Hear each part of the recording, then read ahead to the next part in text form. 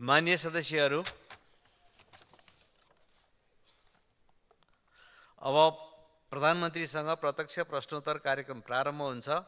सर्वप्रथम प्रश्नकर्ता मान्य सदस्य भगवती चौधरीलाई सम्मानीय प्रधानमन्त्रीसँग प्रश्न सोध्न अनुमति दिन्छु। सम्माननीय प्रधानमन्त्री तथा सम्माननीय सभामुख महोदय, सम्माननीय प्रधानमन्त्रीज्यू, यति बेला मुलुक युवाविहीन बन्दै गइरहेको छ। कक्षा 12 पास गर्ने बित्तिकै उच्च शिक्षा तथा वैदेशिक रोजगारको लागि हजारौं विद्यार्थीहरू विदेशी रहेका छन्।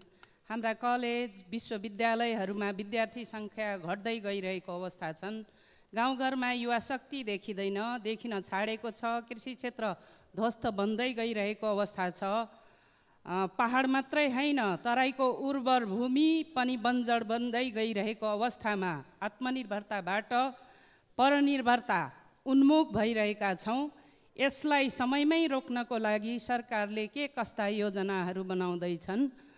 उपभोगमुखी आयात, न्यून निर्यात क्षमता तथा उच्च व्यापार घाटालाई नियन्त्रण गर्दै उत्पादनमुखी आत्मनिर्भर अर्थतन्त्र सहित समष्टिगत आर्थिक आधारहरू सबलीकरण र उच्च आर्थिक वृद्धिको लक्ष्य निर्धारणका आधारहरू के हुन सक्छन्?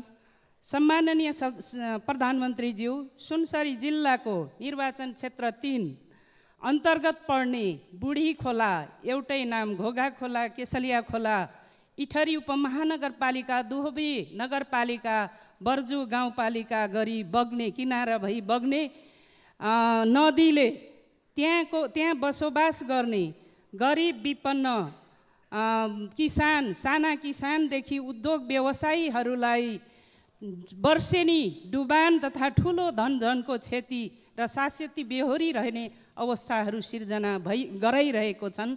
उक्त बुढी घोघा केसलिया खोलाको कृषि तथा औद्योगिक नदी करिडोर घोषणा गर्दै इटहरी, दुहबी, विराटनगर र धारान औद्योगिक क्षेत्रको रूपमा वैकल्पिक मार्गको रूपमा स्थापित गर्नको लागि त्यसले सुनसरी मोरङका लाखौँ जनतालाई लाभान्वित हुने थियो कि त्यहाँ उत्पादित कृषि उत्पादन र घरेलु तथा मझौला उद्योग व्यवसायीहरूको व्यवसायमा टेवा पुग्ने थियो?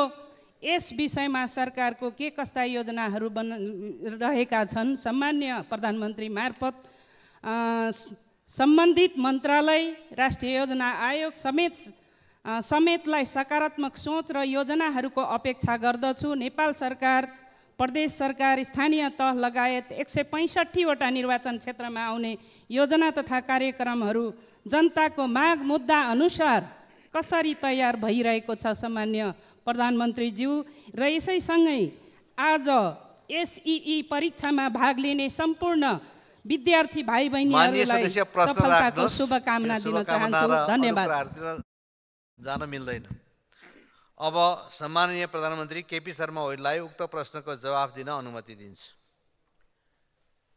सम्माननीय सभामुख महोदय,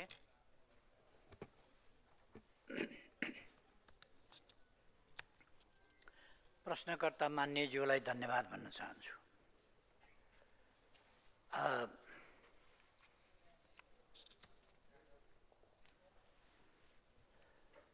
मुलुक युवाविहीन बन्दै गइरहेको छ भनेर सुरु गर्नुभएको छ प्रश्न। युवाविहीन बन्दै गइरहेको होइन, ठुलो सङ्ख्यामा युवाहरू बाहिर जानुभएको छ।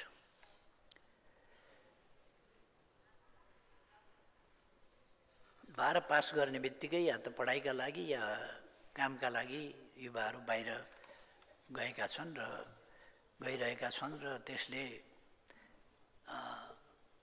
राम्रो नतिजातर्फ डोर्याइरहेको छैन भन्ने उहाँको प्रश्न। युवाहरू बाहिर जाने बाध्यता पनि केही होला, केही मान्यज्यूले नै प्रश्नमा भन्नुभएको छ। विश्वविद्यालय खाली हुँदैछन्, क्याम्पसहरू खाली हुँदैछन्, विद्यालयहरूबाट उत्तीर्ण हुने बित्तिकै बाहिर जाने क्रम छ। कतिपय ठाउँमा विद्यालयहरूमा पनि भर्ना सङ्ख्या घट्दो छ। विश्वविद्यालय यहाँ पढाइ गुणस्तर पनि यहाँका कलेज पढेका विद्यार्थीहरूले दुनियाँका कलेजहरूमा प्रतिस्पर्धा पनि गरेका छन्, राम्रो नतिजा पनि ल्याएका छन्। पढाइ अत्यन्तै कमजोर छ भन्ने मात्रै होइन, हामीले आफूलाई चाहिँ जसरी पनि एउटा हिन्ताबोधी ग्रन्थमा राख्नुपर्ने वा आफ्नो उपलब्धिलाई न्यून देखाउनु पर्ने पनि आवश्यकता हुँदैन। हाम्रो देशको पढाइको स्तर त्यस्तो नराम्रो अथवा त्यो दुनियाँमा प्रतिस्पर्धा गर्नै नसक्ने खालको छैन। फी स्ट्रक्चर अत्यन्त सस्तो छ अन्त कहीँ भन्दा, र बाहिर गएर यहाँको भन्दा धेरै गुणा बढी शुल्क तिरेर खर्च गरेर पढ्नुपर्ने हुन्छ। यहाँ त्यही शिक्षा, त्यसै लेभलको त्यही कोर्स पढ्न छोडेर बाहिर जानु हुँदैन। यसमा हामीले नयाँ पिँढीलाई सुशिक्षित गर्नु जरुरी छ। हामीले नयाँ पिँढीलाई बताउनुपर्छ कि यहीँ अवसर छँदैछ भने, अवसर नहुँदा बेग्लै कुरा हो, अवसर हुँदाहुँदै पनि बाहिर जाने प्रवृत्ति राम्रो होइन। देशलाई माया गर्न सिकाउनुपर्छ, आफ्नो देश बनाउने कुरा सिकाउनुपर्छ। अर्को, बाहिर जाने प्रवृत्ति अथवा बाहिर जाने बाध्यता, बाहिर जाने परिस्थितिलाई रोक्नका निम्ति सरकार गम्भीर छ, विभिन्न प्रकारका कार्यक्रमहरू ल्याइराखेका छ। र अहिले युवाहरूलाई रोजगारीको मात्रै होइन, हामीले उद्यमशीलताको कुरो गरिरहेका छौँ, उद्यमशील हुन सिकाइरहेका छौँ र उद्यमशील हुन मद्दत पनि गरिरहेका छौँ। उद्यमशील हुनका लागि आवश्यक पर्ने आर्थिक प्रबन्धको कुरा होस् अथवा प्राविधिक प्रबन्धको कुरा होस्, जस्ता कुराहरूमा सरकारले सघाइ पनि रहेको छ।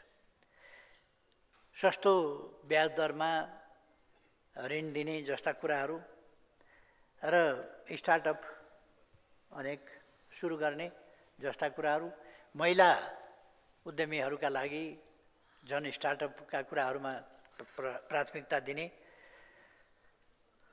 यी कुराहरू भइरहेका छन्। र यसलाई अझ प्रभावकारी बनाउन एउटा जागरणको हिसाबले र अर्को व्यवस्थापनका हिसाबले, दुईटै हिसाबले सरकार त्यसमा लागिरहेका छ।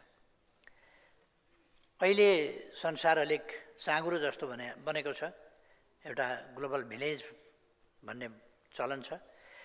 व्यवसाय, रोजगारी र अध्ययनका लागि जतिसुकै विकसित र धनी देशका नागरिक पनि आफ्नो रुचिअनुसार विदेश जाने सिलसिला हुन्छ, त्यसलाई हामी बलजफ्ती रोक्न पनि सक्दैनौँ। र केही बाहिर जाने कुरा त स्वाभाविकै हो, अलिक ठुलो सङ्ख्यामा बाहिर जाने कुरा भइरहेको छ भन्ने कुरा हो। र मान्यज्यूको प्रश्नमै आएको छ कि खेतहरू बाह्रै बन्जर भइराखेका छन्। खेत छ, त्यहाँ उत्पादन गर्न पर्ने ठाउँमा त्यो छोडेर ऋण काटेर बाहिर जानु अनि तल्लो बाटोबाट अमेरिका पुग्नु र निष्कासन भएर आउनु, यो उचित तरिका होइन। त्यस कारण यसमा चाहिँ चेतनाको कमी देखिन्छ। त्यो चेतनाको कमीलाई पनि कम गर्नुपर्छ भनेर मैले अघि नै भने, चेतना वृद्धि गर्न जरुरी छ। र यसमा एउटा चाहिँ के छ भने नकारात्मक सोचको फैलावट, यो पनि भएन, त्यो पनि भएन, केही हुँदै भएन, व्यवस्था परिवर्तन भयो, अवस्था परिवर्तन भएन भन्ने भाष्य जुन क्रिएट गर्न खोजिएको छ, त्यसले यस देशमा केही हुँदैन, यो देश बन्दैन जस्ता कुराहरू जो लान खोजिएका छ, त्यसले कलिलो मस्तिष्कमा एउटा देशप्रति वैराग्य, निराश भाव, त्यो कुराहरू पनि फैलिएको छ। त्यसले गर्दाखेरि यस्ता कुराहरू सचेत नागरिकले,